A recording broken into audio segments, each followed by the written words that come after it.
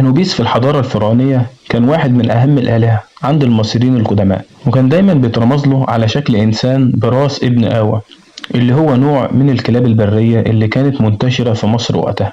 تعالوا نتكلم باستفاضة أكتر عن أنوبيس ودوره في الحضارة المصرية القديمة. إخواتي وحبايبي في كل مكان، السلام عليكم ورحمة الله وبركاته. معاكم أخوكم أبو بطة، والنهاردة إن شاء الله هنتكلم عن مين هو أنوبيس ودوره في الحضارة الفرعونية القديمة.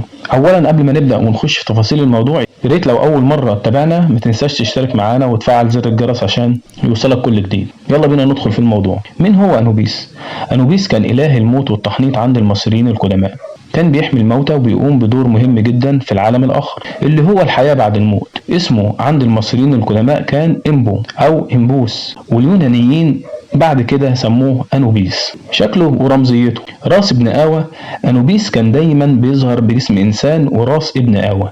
ابن آوى كان له ارتباط قوي بالمقابر لأنهم كانوا بيشوفوه كتير حواليها، فربطوا بينه وبين الحماية من الشرور اللي ممكن تهدد الموت. طيب إيه يا أبو بطة علاقته باللون الأسود؟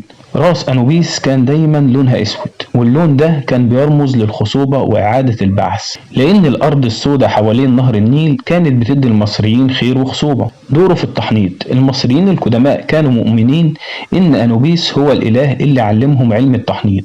التحنيط كان جزء مهم جدا من طقوس الموتى، لأنهم كانوا بيعتقدوا إن الروح محتاجة جسد سليم عشان تقدر تعيش في العالم الآخر. كانوا بيؤمنوا إن أنوبيس هو اللي بيحافظ على الجثث وبيحميها من التحلل أو من أي شر ممكن يصيبها. وهنا بقى جينا لأهم نقطة في الموضوع: دوره في محكمة أوزوريس. أنوبيس كان له دور كبير في محكمة أوزوريس اللي كانت بتحصل بعد الموت. بعد الروح ما تسيب الجسد كانت بتروح لعالم الموتى، وهناك بتحصل المحاكمة. أنوبيس كان هو اللي بيقود الروح لقاعة المحكمة. بعد كده بيقوم بقياس قلب المتوفي على ميزان الحق مع ريشة ماعز اللي هي رمز الحقيقة والعدالة. لو كان القلب خفيف زي الريشة يعني الشخص عاش حياة طيبة بيتم قبوله في العالم الآخر، ولو كان القلب كان تقيل من الخطايا بيتم الحكم عليه بالفناء.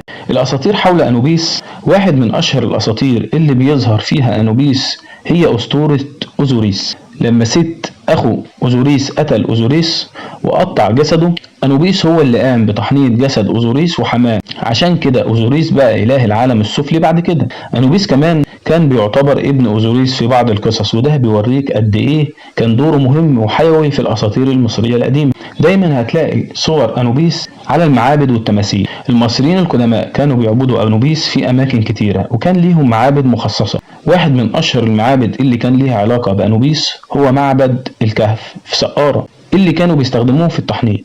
تماثيل أنوبيس كانت بتتحط عند مداخل المقابر عشان تحميها.